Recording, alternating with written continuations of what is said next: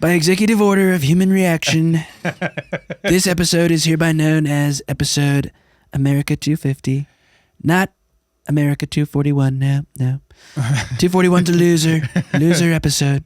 Everyone says so. They said, sir, we don't like 241. We like 250. 250. It's the better one. It's more perfect. We've got the flag.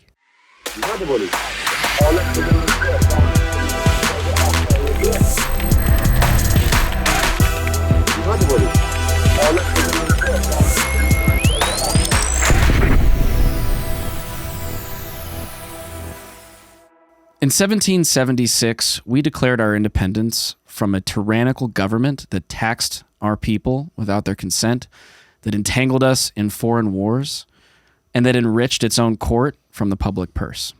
And 250 years later, we are here to measure the government we have now against the principles of the Declaration that they signed in 1776.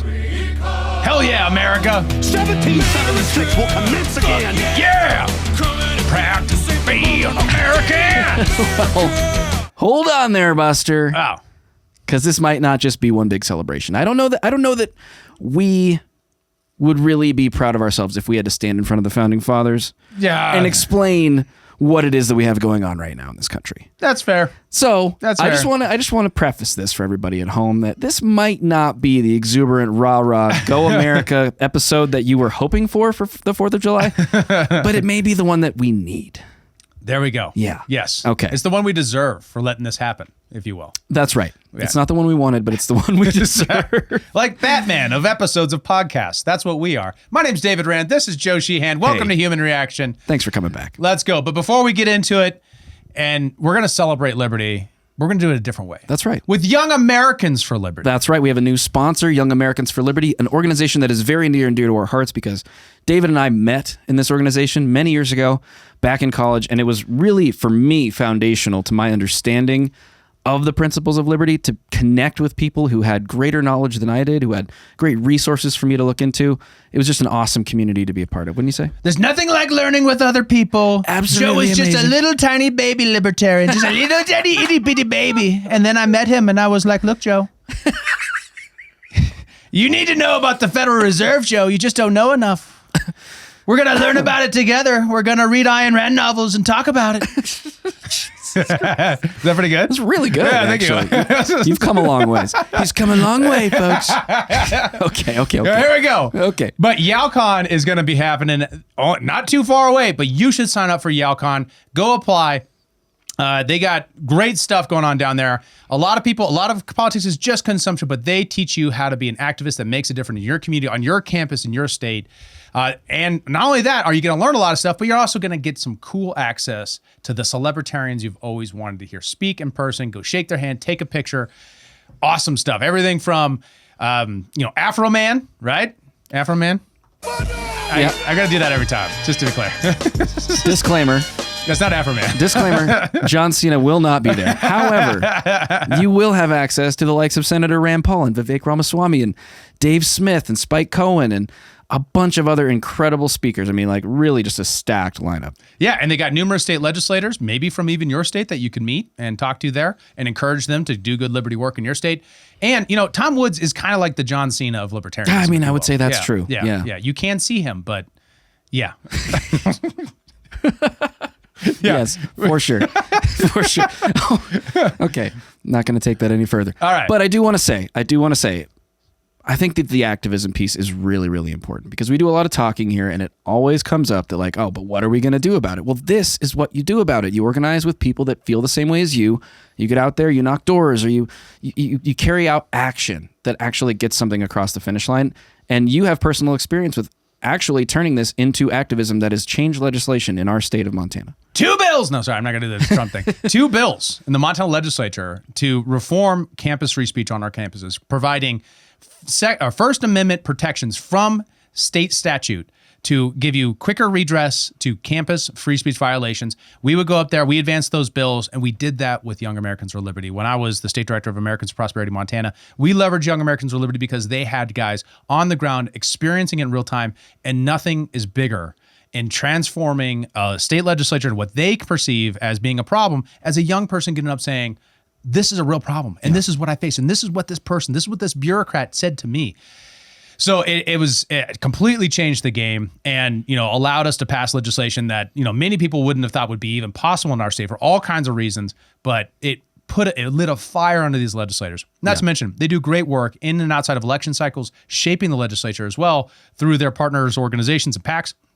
And the Young Americans of Liberty in Montana, at least, and many other states have been very active in that shaping of the legislature and holding politicians accountable. So it's not just getting out there and just learning a few new things, which is worth doing and you should go do. For sure. You listen to this podcast, you're a nerdy guy who likes information. I get that. But it's also getting out there and learning how to talk to people about these things to spread the ideas and make them effective. Absolutely. And if you are in any way slightly enraged or even just slightly perturbed or perhaps, disheartened by some of the things that we're going to talk about in this moderate black pill of an episode, this is the outlet for that. So I just can't emphasize that enough. Go check out the link in the description below to learn more about YAL. Become a member. That is the key thing. Become a member and become an activist today. 100%. And if you want some new Liberty swag, you just want your own Thomas Jefferson riding a Raptor t-shirt, you know who can make that for you? Who would love to make that for you is Revved Up Promo. That's right. Check them out, revveduppromo.com. They do all kinds of stuff, t-shirts and jackets and all kinds of great custom wear, killer custom merch, screen printing apparel, all this stuff. If you need your apparel options, go to them. Absolutely. 100%. Check this out. Okay. You can make an image of anything on the internet right now, right? You just go to Midjourney or OpenAI, right? Or, OpenArt. OpenArt. Yeah, that's a great one.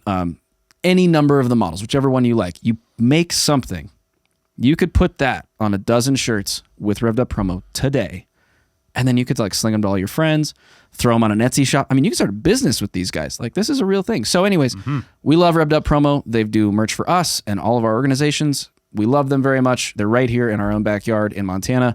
RevvedUpPromo.com. The link is in the description. Go check them out. All right. So what do we do in this show? We're going to go through principle by principle of the Declaration of Independence, of our reasons for leaving the British Empire and saying, screw you, we're doing our own thing. We're going to go principle by principle, and we're going to judge our current government by those principles. That's how you celebrate America. That's right. Right? Because as many things as, I get it. I get the frustration. And if we document the frustration, we can cause the action that makes the difference, right? That's right. So if you're like, man, people need to hear this message, send this podcast to somebody else. Like and subscribe. Help us spread this message. It makes a huge difference. I've been always surprised now that I'm a content creator, which I hate saying, but I guess that's true, is just how much just someone just liking a podcast will make a difference. And the algorithm says, oh, people actually like this stuff. They're not just watching it passively. And they send it out to more people. Look, even just getting into the comments, right? And calling a guy gay and retarded just really does a lot for the self-esteem. You know what I mean? And I mean that. Yeah. I mean that. Just the time that you take to do that means a lot. Yeah. Thanks, guy on Spotify who does that every day. Okay. All right, cool. What's our first principle, Joe? Our first principle is fresh nicotine. Fresh nicotine? Yeah.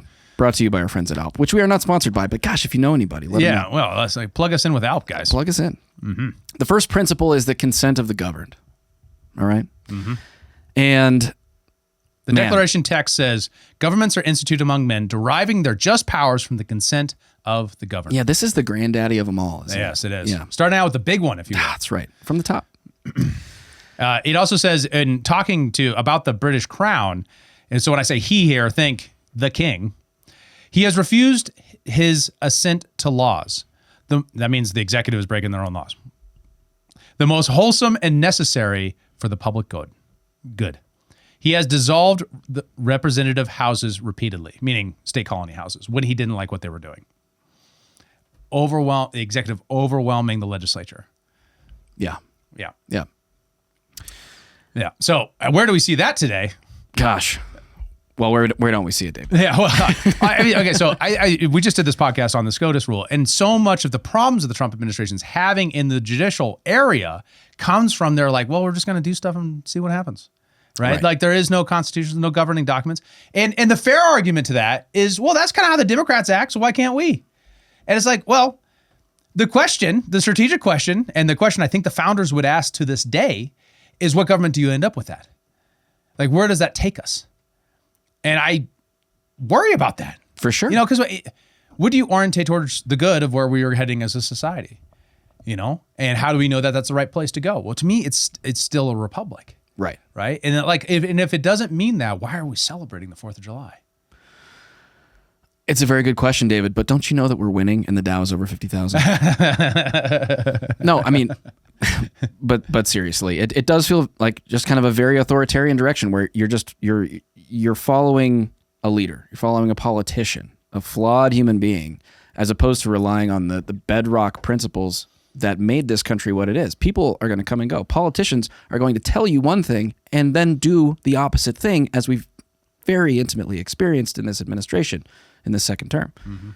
So Yeah. what do you want to base your outlook on? Right, exactly. That's where basing your outlook on principles that you believe in, that you know are universal and true, it has such power, right? And the distinction, and I we just advertised YAL, so I'm going to go for it. The distinction between so many politicians and Ron Paul was that, right? No other politician ever got me to read 11 books, you know what I mean? Yeah. And like start a journey of like, whoa, he said something so out there. Now, politicians make me think. Trump has made me think. And I'm not even doing this to like necessarily just criticize Trump. I think he's a symptom of a larger problem of a larger executive, because of the progressives have been driving us this direction for a long time. And like this weird combination of more direct democracy, which the founders wouldn't have liked, right? And more presidential authority at the same time. Yeah. Throwing out of balance the very careful balance that's organized in the Constitution, where the president only has the federal government only has the powers delegated to them in the Constitution, period. And then 2, that the president executes the law the Congress passed. But Congress doesn't pass laws anymore, right? So how do we have consent of the governed?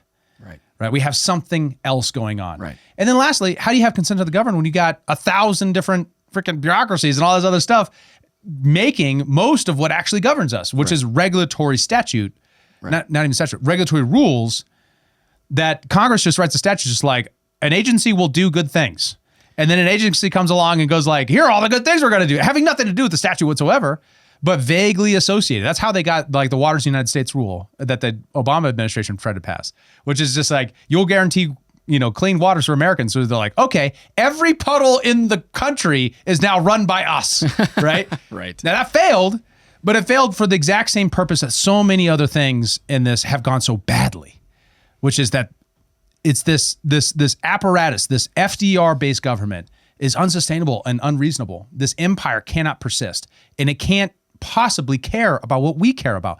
We always say this, we say this all the time on the podcast, but it was really summarized well by Tucker Carlson recently, which is like, we're super worried about stuff going on across the globe, but homelessness, no one seems to care about. Right. Like we care about that, but it feels like even if we talk about it, like the media's not talking about it and no one else talking, because we're talking about freaking other stuff all the time. Right.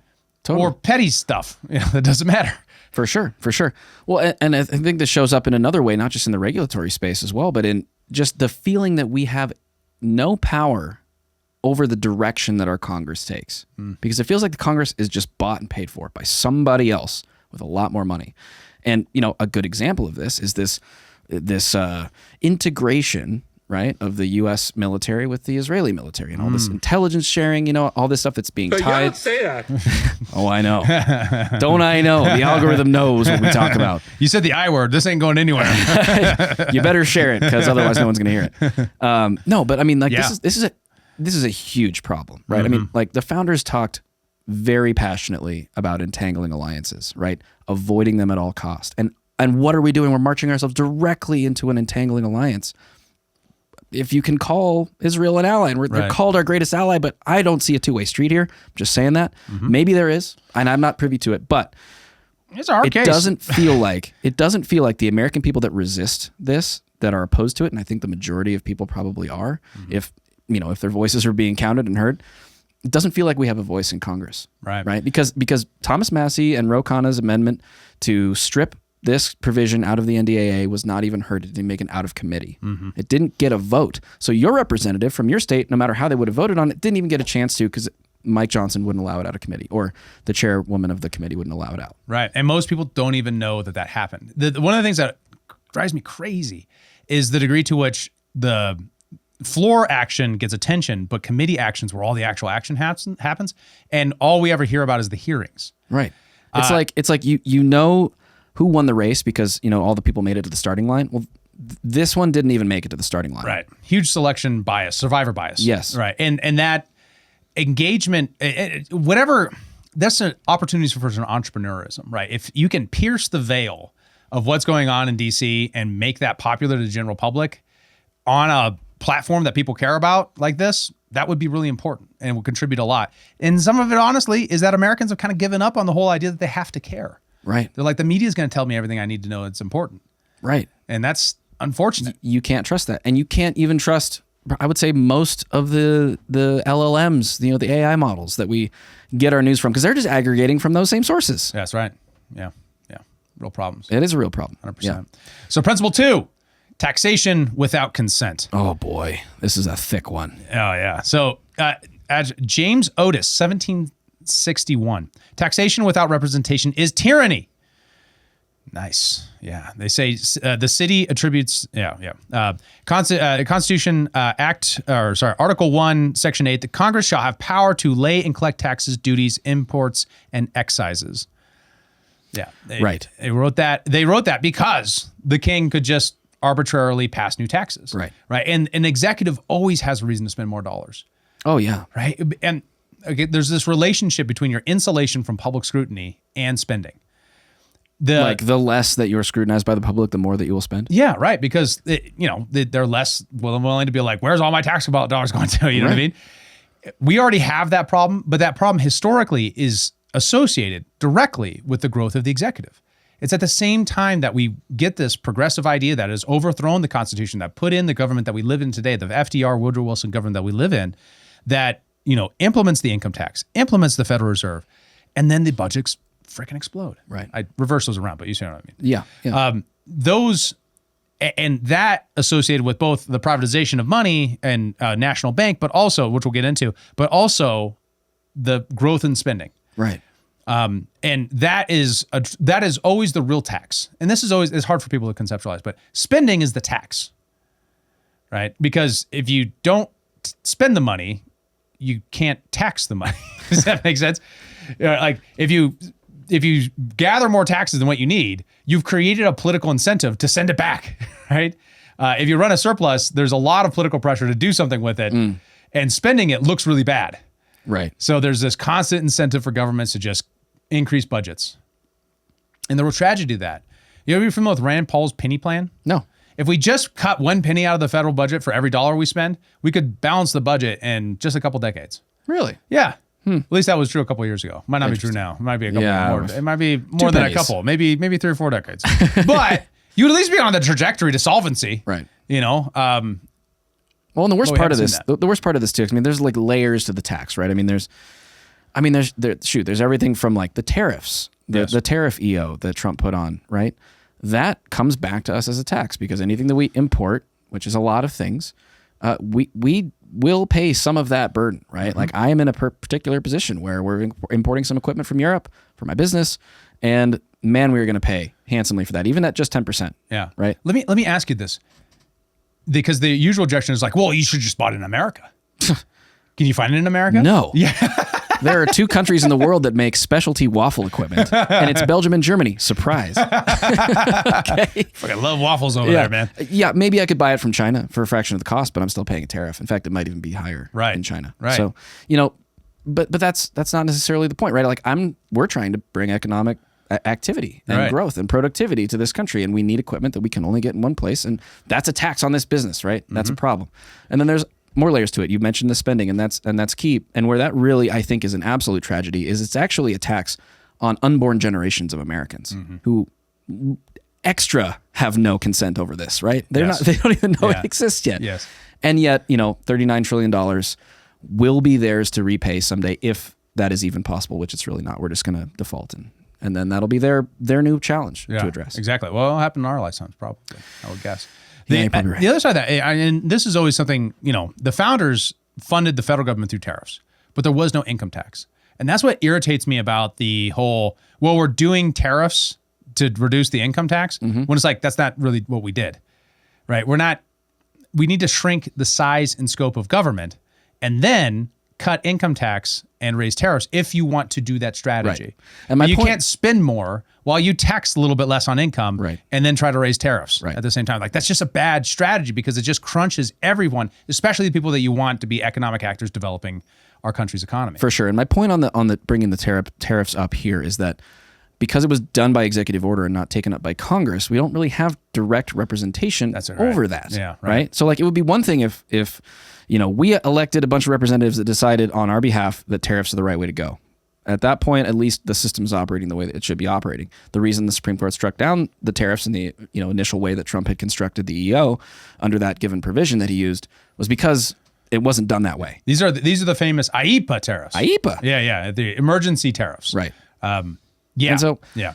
There's a battle going on there. And I can't say if the tariff strategy is right or wrong. I don't know. That's beyond me. But, is it in the vision of the founders to do it the way that it was done? No. Yeah, 100%. And ultimately, this taxation without representation consent thing is in everywhere else too. Ultimately, the regulations impose a tax. $100,000 on the average cost of a home due to regulation tax from every level of government, from the feds down to the localities. Right. There's the ways that we have made everything harder to do that then force businesses to be like, well, I got to increase at least 50 cents so I can make up for all these little things that make economic activity have more friction than otherwise would. Right. Ultimately represents coming down your pocketbook. Right. And then those are like the overt taxes, right? There's the covert tax of the fact that, we started this quote unquote excursion into Iran that was not a war approved by Congress. Mm-hmm. And as a result, the Strait of Hormuz got shut down and gas went up $2. Right. And that trickles down to every product that you buy because everything has to be transported somewhere unless you're buying, eggs from the person next door to you and you can walk there. Right. And their feed just went up a bunch of money too. Well, right. Like their Every inputs are going up. Yeah. Every right. input to every product. I mean, like literally you can't escape it. And that's, there was no representation. I wasn't consulted as to whether or not we should go to war in Iran. Yeah. Neither was your congressman. No. Yeah. So that's the ultimate part of that is like the consent function. We oftentimes say taxation's theft. And you can't really give full consent. That's the most libertarian maximalist position. But for God's sakes, at least have a congressional debate so that we can then engage as a civilizational debate about what we're taxed and how we're taxed. Right. And then maybe we could actually get some people straight on taxes, right? Like actually a discourse that says, actually, this is how the taxes work. Right, where the average American is just completely disconnected. Would think that rich people pay zero taxes, the businesses don't pay any taxes in America, things like that. Did you see that clip? I forget the guy's name, but he's sort of like the millennial Dave Ramsey. Oh, yeah. Where he's talking to the blue-haired chick about like what percentage, the top 1%, what percentage does she think they pay of taxes? Yeah. And she says 0. And he's like, well, actually, it's more like 35 or 40%, and the top, 50% pay 99%. Yeah. Anyway, that illustrates your point, I think, very, very clearly that there's a whole generation of people, perhaps a whole, political segment of people that don't really have any clue about taxes. People really underestimate the degree to which our tax system is very progressive. Yeah. Like it very much punishes at the very top end and gets very light at the bottom, especially compared to Europe and in the most high growth areas. It's completely antithetical to that. Yeah. And has been well known for quite a long time. Yeah. Well, we can't be a libertarian podcast and not talk about the inflation tax. So we should just touch on that briefly. Yeah, well, 100%. Yeah. Because, the founders were pretty well opposed, and subsequent presidents as well, pretty well opposed to a central bank. Mm-hmm. And, we've certainly been operating under one for quite a long time. 100%. And that inflation tax, people conceptualize all the prices going up as inflation. Ultimately, they don't see that as a singular source, right? Because monetary policy education just, it's better now than it used to be, but it's still relatively weak. Maybe that's just my echo chamber. But if the average person knew that the reason why it's so much harder to drive to work this week in their lifetimes, or why when that they need that raise this year, and it didn't seem like they needed a raise quite so bad last year, if they knew that there was a central cause to that exists to benefit some people and hurt them, it would completely change the game. Completely. Because it would have the texture of a tax. It would have the feel of it. It would have the feel of that day, on tax day where you're like, why am I getting taxed so goddamn much? Yeah. Or that first paycheck, that first that you get in when Yeah. you first start working, And you see that Social Security deduction, Medicaid is like, dude, I'm 18. I'm never going to see that money. Come on.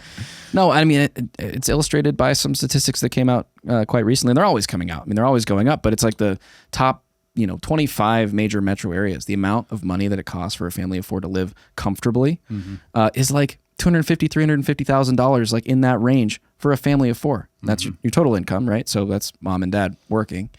That's insane. That's insane. There's no way that our parents could have raised our families if that were the case then, right? Like it was far lower then. And so what does that mean? It means every dollar that you're earning and every dollar that you're spending is weaker. That's right. And that's the fault of the Fed. Next, principle 3. And the Fed. Standing armies and the military above civil power. The Declaration says, he has kept among us in times of peace standing armies without consent of our legislature. He has effected to render the military independent of and superior to civil power. Yep. We barely talk about that anymore. Like the idea that this is particularly an issue in Washington, D.C. In D.C., when you're there, if a foreign policy issue comes up, what the discourse is amongst the staff and amongst the regular people is like, well, what do the generals think? Right? There's very little engagement on foreign policy from first principles amongst the people who tell congressmen, here's what we think you should vote.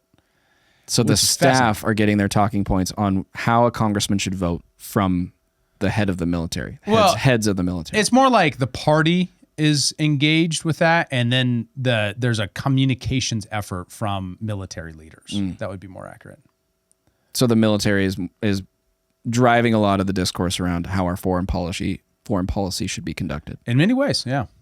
And that's not always true on every single issue. Like it oftentimes breaks down in partisan ways where people who totally supported the war in Iraq suddenly oppose Obama going to Syria for, without changing their position on the GWAT, right. Because it's Obama or people who, the same thing with Ukraine and every other political foreign policy intervention. But it's also interesting. We look at, we have now a volunteer army, and this is a white pill, right? We're no longer subject to the draft quite the same way, although there's been some movements on that. Always the looming threat. Yeah. But having a society, imagine our society without the empire. Imagine if the requirement of being a citizen was like, you're going to defend our country. But what that meant was in a civil power way, right? It was, you're going to organize in your community to defend your community if needed. Right. That's it's like a much more Switzerland-like model that they still have that, seems so foreign and alien to us because of the empire. Madison said, of all the enemies to public liberty, war is perhaps the most to be dreaded because it compromises and develops the germ of every other. No nation could preserve its freedom in the midst of continual warfare. Oh my God, is that not us? Prescient. Whew. Yeah. I don't think, how many days since you turned a teenager and become somewhat politically aware have we not been at war? Oh. Well, I became a teenager post 9/11, so I think 0. There might have been some breaks in there, some ceasefires, and stuff, but a lot of them. It depends on when. It depends on what you count, but if you count all of the black ops, it's 0. You know what I count as a war? Anytime Congress declares one. So 100%. Yeah. Well then. Well, I guess that'd be 0. But nevertheless, conflict. Yeah, we'd had some peace then. If you only count the declaration. We live in peacetime if you count only the wars that Congress declares. It's totally, we've been in peacetime since World War II. Yeah, exactly. Yeah, haven't declared war since. You know what? That's a white pill. Just delude yourself. Well, that whole problem of the empire. That's again illustrated. Like you have this progressive moment, you have the ending of World War II. The architecture is kind of in building to create this thing. And the first thing we do is a non-declaration war, right? Yeah. Which is kind of crazy. That's a fast movement. You would think in Korea, with all of the panic about the communists and everything else, that it would be a war declaration, but it was like a military action. No, a policing action. Right. To fight the Korean War. And not to mention Vietnam and then everything that comes after that. Right. When we get to the GWAT, which is defining of our time, it's hard. I think when boomers look at millennials, it's hard to actually understand what it's been like for this generation. You don't understand me, Dad. Yeah. Well, but like Actually. I grew up watching, the first Lethal Weapon. You find out that the guy is a former soldier, and that's why he's kind of messed up from Vietnam. Mm-hmm. Like that processing of the trauma of that took the boomers 30, 40 years. Right. And like the millennials is just kind of invisible. And the Gen Xers. Yeah. Not to mention what it's going to be like being a Gen Z, or where you don't even remember the 90s, where even though we were doing all kinds of military actions all over the world, they were mostly behind the scenes and we didn't really know about them and all these kind of things. The 90s were not as peaceful as we like to pretend they were, but we didn't have what we have now, which is continual warfare, continual troop deployments all over the world. And not to mention like the standing army.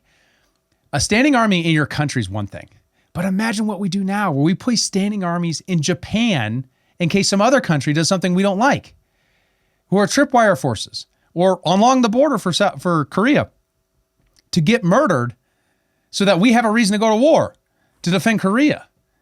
Like, think about that. Like, is that worse than having a standing army domestically? Well, I guess it depends on how it's used. Yeah. Right? I mean, but I think it's equally bad. Yeah. I would say. I mean, a standing army at all. Like, we should strive at every opportunity to not need one. Yeah. That was Donald Trump at his best. It's like, we don't need nuclear weapons. We should just draw these down. We don't need this huge military budget. We should work with the deal with China, draw this down. Yeah. What happened to that Trump? Yeah. I want that guy back. He was great. Yeah. All right. We got to end that with Eisenhower's farewell address. We must guard against the acquisition of unwarranted influence, whether sought or unsought by the military industrial complex. It is so cool to me. Another white pill. I'm a hopeful guy. Yeah. That you can say that now and people know what you mean. In early GWAT, when I first came across that, I was like, whoa. And then I'd say it in places and they'd be like, are you a liberal? You know what I mean? But now conservatives are like, the military industrial complex, bro, it's like a big deal. It's like, that is an awesome development. Oh, man. And the formulation of ideas and the battlescape of ideas. I just find it interesting that you just used a like war analogy to describe that. Hell yeah. I'm not good at that thing. Yeah. I find it interesting how pervasive war analogies are throughout everyday life, right? Even in business, like thoroughly throughout business, right? Like you run an ad campaign, right? I can't even go into them all, but there's like a million. I really think that's the leftovers of the high service rate from World War II. Interesting. I suspect that, and it's the same way in politics in the campaign world, right? We call it a campaign, a political campaign. Yeah. So many things got orientated that way because people's former service. And there was also like a lot of desire during the progressive era. I mean, this is, again, I'm always on the harping on this, but war socialism happened at the same time for a reason. War and socialism? During the Woodrow Wilson administration, right? You centrally plan wars. So we're going to centrally plan the economy. We're going to do a battle against inequality in the economy. Like we wrap everything in this texture of war. That wasn't who we were before that time. Like, think about that. We're making such a big deal about should we have a standing army or not? Yeah. Like that's who we were. Remember who you were, America. That's what you celebrate on 250. Who we were. And then the next day, maybe you do something about it. Yeah. Yeah. Maybe go join your local YAL chapter. Exactly. And start organizing. Because, I mean, like, I think that is the key takeaway from this, right? Is there are a lot of things that we object to on this show about our government. Probably most things about our government, actually, we would object to, I say. And it's not hopeless. I mean, I think it's the worst possible thing we can do to say that it is hopeless. Because then, well, what? The train just runs away off the tracks and everyone loses. Yeah. We're screwed. And your children are screwed and their grandchildren are screwed if they're lucky enough to exist, right? So we have to keep fighting. Yes. There's no other choice. Yeah. I mean, like, you're in a fight. If you stop fighting, the other guy wins. That's just as simple as that. Yeah. Every day. Yeah. So, and we're in a battle of ideas, and we're in a battle for politics, and we're in all these different kinds of different texture of battles that look different and feel different. And we're using military analogies again, but that's what it is. And that's always what it's been. In so many areas where libertarians and conservatives have focused on it, we've gotten good changes here and there, right? It's just in the beauty of the moment is that the foreign entanglement question is suddenly now mainstream. Yes. And tremendous opportunities to look to that. But we can't look to, well, we're going to just look to generally do less war. We got to look to our principles. And it was far more radical than that. And now we set the standard way over here outside the Overton window, and we say, we're going to go meet that standard. We're going to start walking that direction. Maybe we don't even make it all the way there, right? Maybe we keep standing armies in America or something. Couple good nuclear submarines, and that's, all the whole defense budget. I don't care. As long as we get on the Liberty train, start heading that way. Yeah. Yeah. It takes us to our fourth principle. It does. Foreign entanglements. Washington had this to say in his farewell address, quote, "A passionate attachment of one nation for another produces a variety of evils, infusing into one the enmities of the other." I find that very true. And relevant. And relevant. Yeah. So relevant. Yeah. You're talking about Moldova, right? The enemies of Moldova. I don't know what you're talking about, but maybe. I don't like them putting chemicals in the water that turn the friggin' frogs gay. Yeah, Moldova. No, it's another country. Yeah. Iran. No, it's another I country. Oh. Yeah. You're just looking to name. Istanbul. No. Oh, right. Yes. But so, yeah, and this is very often quoted and has become way bigger, and that's an encouraging thing. Yeah. Right. So many people getting woken up to that, but it goes beyond obviously just that one I country, and it goes to NATO. Right. Yes. These commitments, these long-term commitments to these countries, forces us to be the empire that causes so many of our core problems. Right. And I made that point earlier, but I just want it's larger than our current moment. And what I really worry about the current moment is that so many people are focused on the problems in the Middle East that they don't see the larger picture, which is the empire. All right. When Venezuela happened, one of my worries was that this is a signal about who we are as a country. Other people made that point too, but my point is that the lack of congressional approval, the kind of I did it and then I just arrested the president for gun charges, American law gun charges. Like that sets a precedent, and it sets more room for the executive act. And the president is always the one most interested, according to the founders, to start wars. Right. That's why we put the war power in the Congress. And what I worry about is a lack of translation to the larger principle. And that larger principle is that's what we are is not who we say we are, and that is the problem. We are our government. Our founding documents say we're a republic, and we've become an empire. If you really want to take care of the foreign entanglement problem, whether that's that particular country in the Middle East or any other issue, and get our focus back to domestic issues, the empire has to be your enemy. And there's so many people, good people I love, who have, because it's not their issue area, and it's not my issue area either. I talk about it all the time, but I talk about it because it's the thing that's standing in the way of dealing with real problems in America. They look at those people that I love so much. They look at that and they just like, well, whatever they're going to do, they're going to do. There's nothing we can do about it, so I'm just going to ignore it. And I'm going to just actually make my political calculus never about that. And so therefore nothing ever changes because you have such lowered standards that it's like, oh man, all I want is a free market in America. I don't care if we have an empire. It's like, well, actually maybe the free market in America is dependent upon getting rid of the empire. Well, certainly.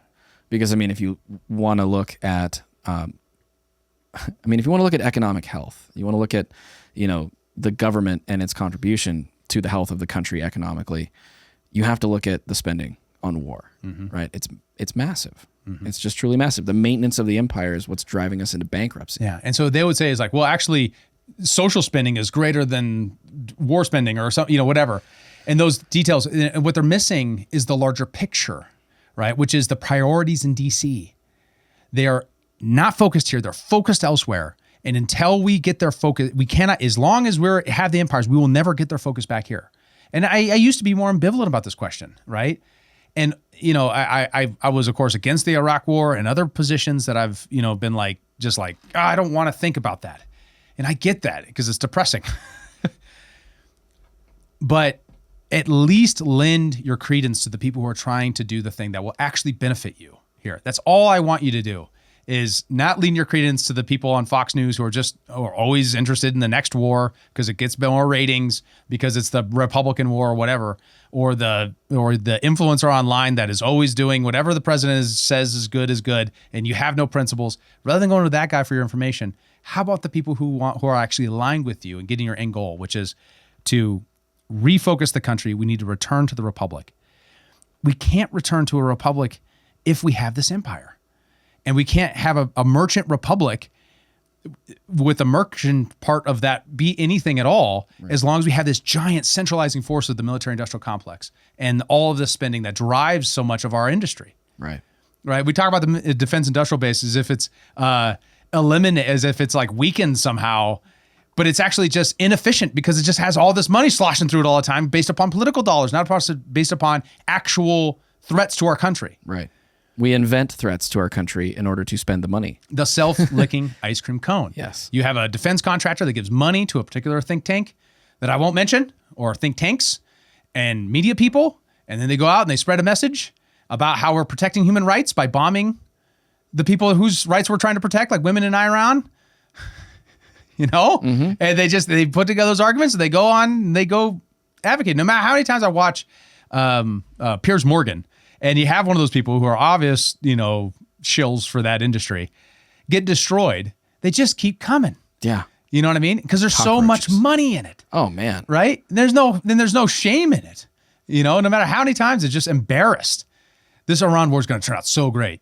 All those things. And they're still out there doing it. In fact, I really want to do a podcast, like a post. We're not through it yet. We're still in the war. Excursion. With the Iran war. Yeah, I'm going to call it a war. Fuck it. And even though we have this memorandum of understanding, we're still in a position where we can go back to war any day until there's actually a peace treaty. In fact, J.D. Vance just today was like, oh, well, we're restocking all the oil and we're restocking our missiles and all that kind of stuff, and troops haven't moved. Right? So like this is still on. It's not over with yet, guys. No matter how much you want it to be, I want it to be. It's not over. And getting redrawn into this and becoming another foreign entanglement forever with another forever war is still a possibility, still on the table. Yeah. But if you want to do something about that, get encouraged, go to Freedom Fest. Still our sponsor. Coming up on Freedom Fest is only next week. It's next week. Next week. Come catch your boy. I'm going to be speaking at Freedom Fest. Maybe I'm not debating on someone I know at this point. I don't think that's going to happen. Unfortunately, I was really hoping for a good battle of ideas. But you can come and you can come see me speak, and maybe you can start a debate with somebody about housing reform. I don't know what the reception's going to be. It could be anything. There's a lot of older folks who go to Freedom Fest, and young folks too. But we'll see how things shake out. I did a very trying to poke at people, try to get them to come. Sort of. That's weird. Gay! That's David, not gay. that was subtle. I didn't even pick up on it. Yeah, I know. You could have let that one fly right by. Yeah, well. Well, now There we're you going to go. need the gay and retarded comments. So bring them. Poke at people with my topic, and I'm really curious how this is going to work out. And I just think, and I'm so thankful for Freedom Fest for bringing us on there and sponsoring Human Reaction and sponsoring the Land Liberty Movement. So thank you to them. You can go thank them. Go to the link below. Reaction 100 is a code. Get $100 off. You could still go. They're selling right up to the day, and you can come and have a good time with me. Man, I wish I could be there. Yeah, I know. But you're getting married. I am getting married. So Lame. I've got a good excuse. But next year, I can't find it. next year I'll be there. I was gonna press the gay one again, but that didn't happen, That's all man. right. I don't think it's gay to get married. symbology there? Yeah, okay, all right. So Pretty what's sure that? it's the opposite of gay to be getting married. That's true. Well, unless you're getting married to a man, which I'm not, to Yeah, be clear. yeah. Thank you. It's a lady. Very nice and very beautiful lady. Principle number 5: money, power, and the public debt. Oh man, we got some great quotes on this one. I sincerely believe with you that banking establishments are more dangerous than standing armies, and that the principle of spending money to be paid by posterity under the name of funding is but swindling futurity on a large scale. You only messed up one word. What's that? Futurity. That's what I said. Oh, okay. I don't know how to pronounce it. That's a man. They knew how to talk back then. They really did. God, Yeah. we need to up our IQ Bet. on these kind of words. Yeah. It's like, what's the weirdest, lamest Gen Z slang I can come up with in this moment? No cap, David. No cap. Yeah. Yeah. Hamilton to Robert Morris. This is the other side of the debate. A national debt, if not excessive, will be to us a national blessing. Also interesting, J.D. Vance said, we're going for Hamiltonian economics in the new right. That's the future of the Republican Party for you, Hamiltonian economics. Well, this gives you a little glimpse into what that looks like. National debt, not excessive. Just the right amount of Not national very debt. excessive. People say it's huge. It's not that huge. It's just, well, I mean, it is the most huge because everything I do is huge, but it's not the most huge in the sense that it's not a war. It's an excursion. Okay. Wow. You're so good at it. So, yeah, I mean, that is it. I mean, we talked about it a little bit, but just to nail it, this debate about a national bank, people don't know that the Fed, this is the third Fed we've had, third national bank. And the debates around this have been so profound. It's sad that to this day, for whatever reason, the Fed, despite consistently underperforming on their own metrics of performance for decades, The dual mandate? has still continued to just not be a topic of public concern. Yeah. It's true, but I think it really illustrates their success in keeping it out of the spotlight. Yeah. Right? It's complex. Economics is not a topic that really many people enjoy or understand well, other than I would say like, the autist libertarians and stuff. Mm-hmm. And the whole point of the Federal Reserve, I mean, the thing was conceived in secrecy with the intention of keeping it as secret as possible, especially the people that are behind it, the banking families that have existed for generations and control the vast majority of global wealth, not just the United States. Mm-hmm. So, I think that's all entirely by design. Mm-hmm. Yeah, and the it's weird to say, moneyed interests, right? If you're a big guy in finance and you buy a particular publishing outlet, whether this is 1913, 1912, 1910, 2026, there's a great disincentive you have to question the Fed, because the Cantillon effect, which is this idea that the money isn't spread out individually. When they print a bunch of new dollars in our central bank and we get those dollars, they don't just go to everybody equally. You don't receive dollars in the mail, right? They doesn't just get credited to your bank account. It goes through very specific vectors, and one of the first beneficiaries of this is always finance, right? So you have wealthy people making themselves more wealthy. And it's so crazy that Jackson, in 1832, when he vetoed the bill to renew the second bank, so well understood this. 1832, guys, right? Wealth of Nations was 1776, right? The marginal revolution hadn't even started yet. That's not until after the 1870s, right? Where we're like the best and most accurate understanding of economics as we understand it today. That's when it was really formulated. Understanding of where prices come from, how they work, how the entrepreneur works in disrupting market. And obviously got Joseph Schumpeter, sorry, it's getting late, writing great work throughout this part of the 18th century. But a guy who's literally like an insane person understood this, right? Like Andrew Jackson was a crazy dude. Like, I don't doubt it. He's just murdering dudes as president. Like he's throwing the kind of parties you can't imagine as president on the White House lawn. Like he Bigger than Freedom 250 UFC? Way bigger than Freedom 250. Nothing's bigger than Freedom 250. I don't know about that. I mean, I heard it was a really good UFC fight. David boycotted it. I boycotted it to my great regret. On foreign policy grounds. What's wrong with me? I don't want to be happy. But he would understand this at this period in time with this quote. Do you want to read it? Since I apparently can't read it anymore. I will. Let me find it on the page first. It is to be regretted. Right here, buddy. Yep, got it. Yep. It is to be regretted that the rich and powerful too often bend the axe of government to their selfish purposes. When the laws undertake to make the rich richer and the potent more powerful, the humble members of society, the farmers, mechanics, and laborers have a right to complain of the injustice of their government.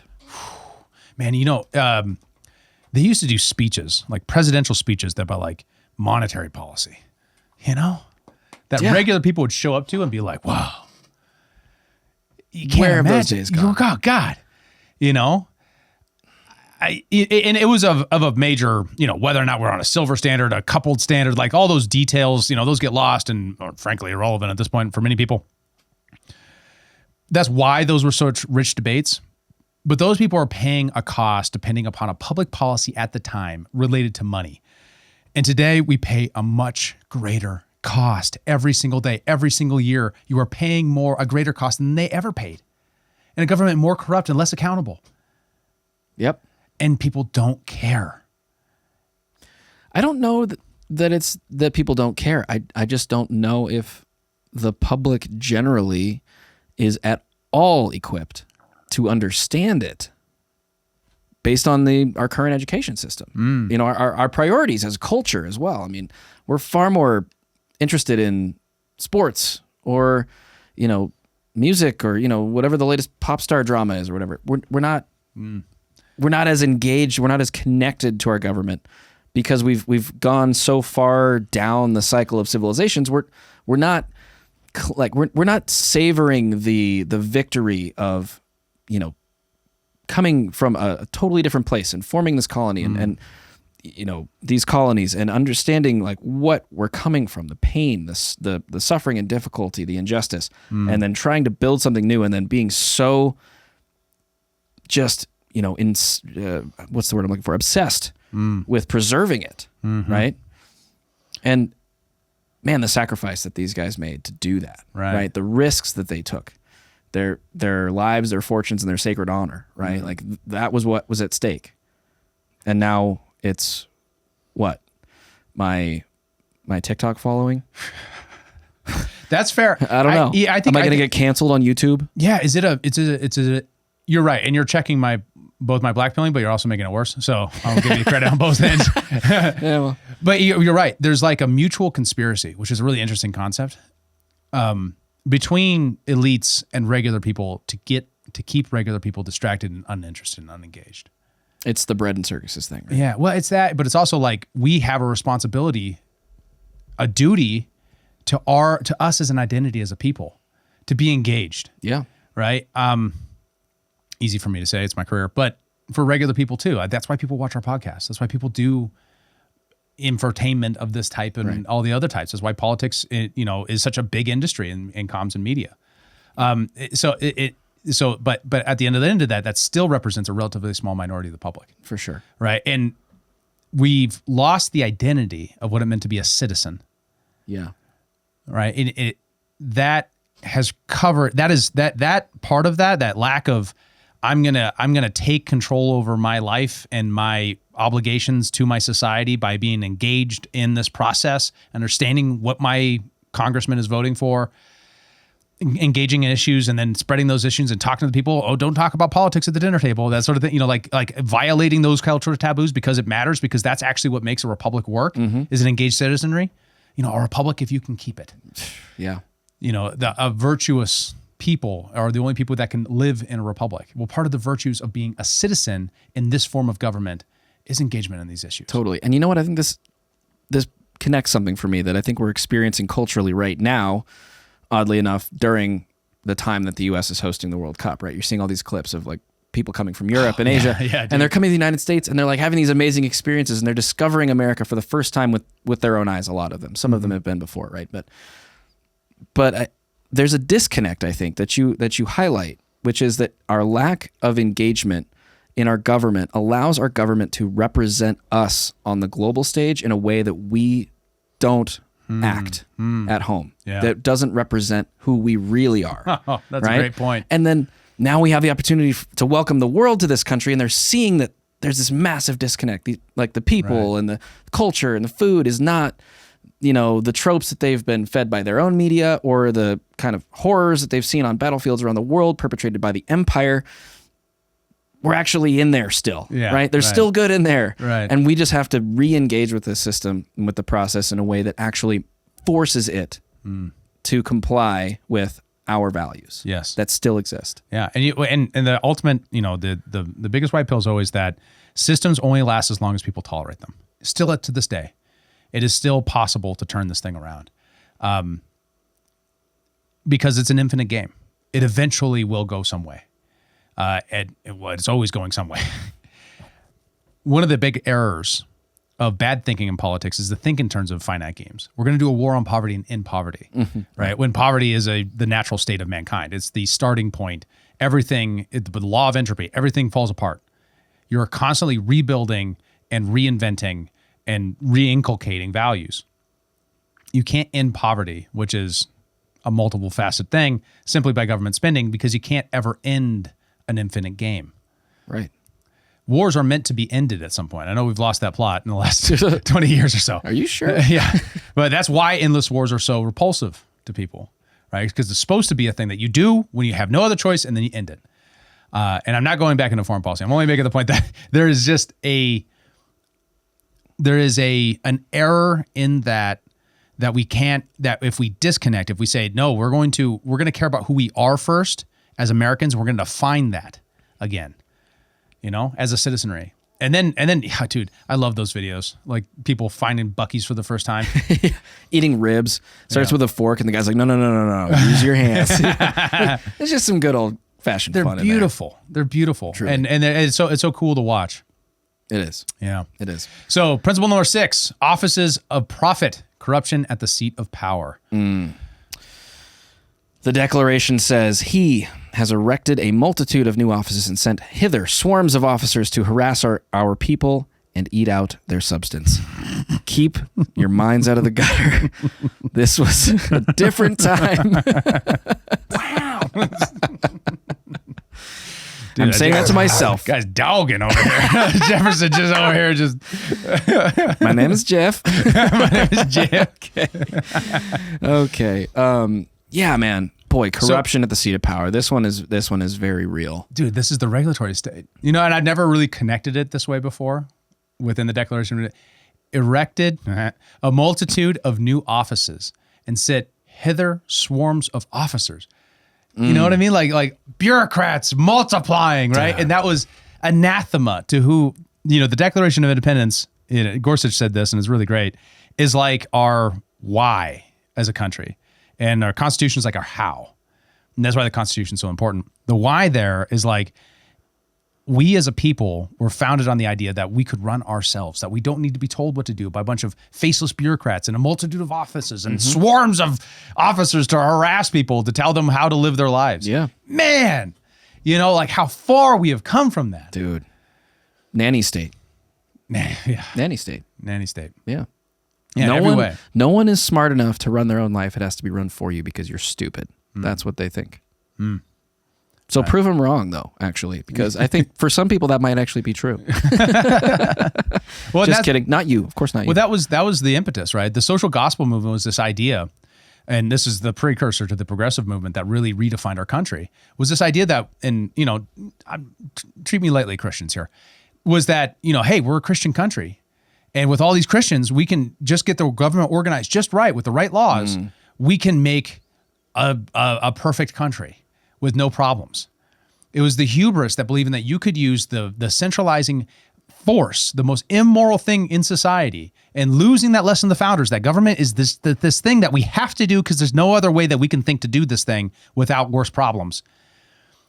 And we're going to take that thing and we're going to use it for good. It's the one ring. It is. Right? And that hubris, that like, if I just have all that power, I'll do the right thing with it. I know what the right thing to do with it is. And that's just the error over and over again when it comes to power. Yeah. And that creates the incentive for, we have a civil problem. Oh my God, people aren't raising their kids right. We need a Department of Education. Oh my God, people are poisoning other people. We need an FDA and all these other things. Never mind that poisoning went up afterwards, but do whatever. Oh my God, we need an OSHA that will keep the workplaces safe, even though they never had any effect on workplace safety. Yes, look at the graph. Before OSHA, it's going down, and then OSHA happens, it goes down exactly the same frickin' rate. There's so many of these.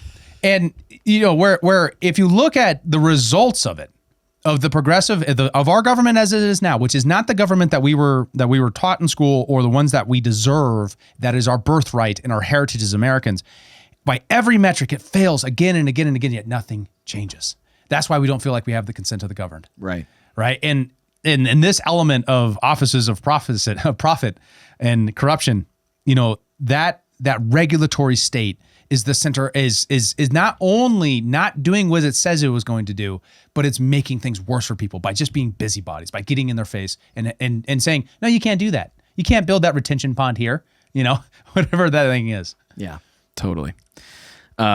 The next point here is interesting. I'd love your thoughts on this, David. The Constitution, Article 1, Section 9, the Foreign Emoluments Clause states, no person holding any office of profit or trust under them shall, without the consent of the Congress, accept of any present emolument, office, or title of any kind whatsoever from any king, prince, or foreign state.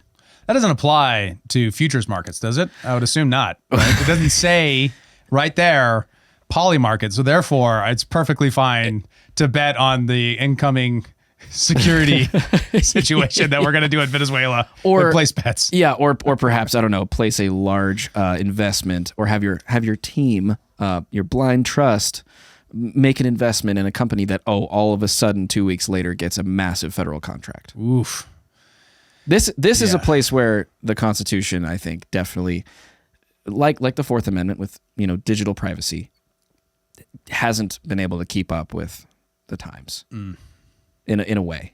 And I don't know. What are your thoughts? Yeah. Well, has it kept up? I mean, it seems like it's banning what they're doing. I mean, by the words you just read, I mean, I was thinking like, oh, that sounds exactly like congressional insider trading to me.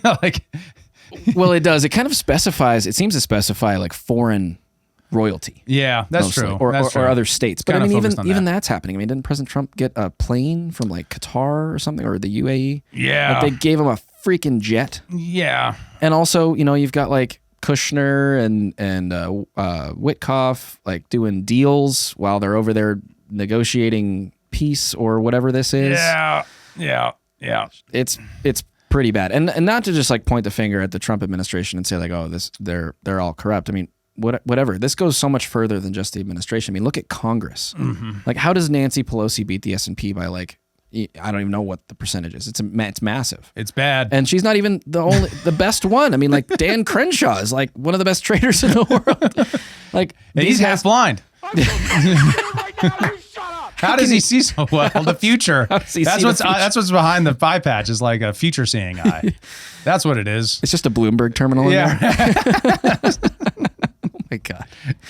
Just projected right into the retina. And we're laughing. Brainstem. We're here laughing. But also like people out there are really struggling. Like regular people are really struggling to the point where they're betting on Polymarket and on crypto and sports and whatever to like try to make a break, or they're like throwing their life savings into GameStop or whatever the thing might be to try to like do the thing that they see happening all around them in the halls of power in this country. Yeah. And that's where all these like forces kind of come together in so many ways that affect the individual, right? You got both like the inflation and the monetary and the taxation, the regulations, and then on the other side you see this elite class that just that can make money hand over fist by insider information and by being in the right room in the right time with the right people in order to cut deals. And they write the rules to police themselves on that behavior. Yeah. Wow. Yeah. And Fox guarding the hen house. Your question was like, is the Constitution adequate in this place? It's like, yeah, maybe. The whole point was to pass other stuff, right? There's an amendment process for this that. was a framework. Right, right. And the fact that we've not done that is to our shame. For sure. As a country. For sure. It's a shame. I mean, and there's tremendous demand for it. Like you can win elective office right now by saying insider trading's terrible and I'm going to go stop it. It's incredibly popular. Question is, are you going to do it when you get there? Will you become, that's the ring. You get there, you put on the ring of power. A particular politician that I was a big fan of once said many times that the trick about Washington, D.C. is that it looks like a swamp from the outside. And then you get there and it starts feeling like a jacuzzi. Well said. It's a good colloquialism. But that's been the biggest black pill of my life is watching that erode away, right? Where, there was clarity way back in 2010, 2012 that this was a problem. And that corruption persists even now. Probably even worse. Probably worse. Yeah. I mean, dude, some of the numbers I look at and the Kushner thing you mentioned is huge. And I don't know how true they are. I haven't gotten to dig deep. We should do an episode on it sometime, but man, if it's true, it's a huge scandal. Totally. And what it looks like to me is the final stages of a republic, right? It's raiding the coffers. It's getting every dollar out before the whole thing collapses, which is big bad news. Yeah. Yes, it is. And I think that's a good place to wrap up. We've got more principles here, but we've been going about an hour, and I'd like to just like kind of put a bow on this by returning to the point at the beginning, which is, you know, we're measuring the republic, and clearly I don't think, you know, it's a very good passing grade that we're giving it at this point. Not that it's all bad, like it's not all bad, but these were the grievances that the founding fathers laid out in the Declaration of Independence. Some of them, there's like a bunch, but so many of these are problems that we're experiencing now. And we hear talk often about a civil war in this country because we're so politically divided. National divorce, or even just like, you know, at some point the dam is going to break. Like the people, you would assume at a certain point would get mad enough. Things would get bad enough economically, culturally, socially, whatever it is, that we would find ourselves in this place again. How is that? How is that feeling to you? I think the one thing I could definitely observe that I know is true is that is underestimated in Washington, D.C. Yeah, I don't think people really understand what people are going through. You know, like we're going to ban sports betting as if that's a problem.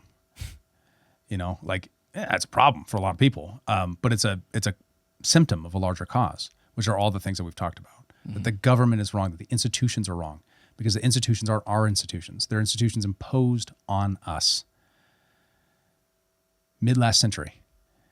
And the good news is that they're imposed by law, and we can just get the will to change the law. But it requires a lot of like regular people to step up and make their voices heard and talk to that person that they need to talk to and be like, look, man, like I know you are really anxious about the wealthy people in our community that seem like they're making things worse. And I'm with you on that. I just think the solution isn't, you know, another government taxing program and spend program. We've been trying that for 100 years and it's just not working. Right. What if we tried something else? What if we tried to do an American thing? And reclaiming our identity seems like the first step. Like, what does it mean to be an American? You know, that's a discourse right now, but it's a discourse that's related to race and related to all kinds of important questions, and values and all that kind of stuff. But what I do know it means, it must mean, is fidelity to the Constitution, to the Declaration of Independence. Right, that was a distillation of the thing that we were supposed to be. Yeah, and you know, can be again, but it's going to require a lot of discourse, and not discourse coming from media elites. Discourse coming from folks like us on the podcast, small podcast, trying to grow, trying to spread a message, and people like you, our listeners. Yeah, well said. Yeah, I think maybe the homework, if you want to call it that, for your weekend between the barbecues and the fireworks, go and reread the Declaration of Independence and the Constitution. Like we just certainly don't do that enough. You know, because how can we reclaim an identity we don't remember? We haven't internalized, right? Yeah. Should probably memorize the damn thing, you know? Yeah. I'm gonna make my kids do that someday. Yeah. But just go reread it. I mean, it'll probably take you an hour. I don't know. Declaration of Independence and the Constitution. It's not that long. It's not. It doesn't take long to do. Yeah. Yeah. Make time. So that was a sober note. And now for the last one, happy 4th of July. Yeah. I really believe that the next 250 can be great, that this game is not over and we can keep going. 1776 will commence again. It can. And it's just up to you. Thanks for watching, guys. See you in the next one. Peace.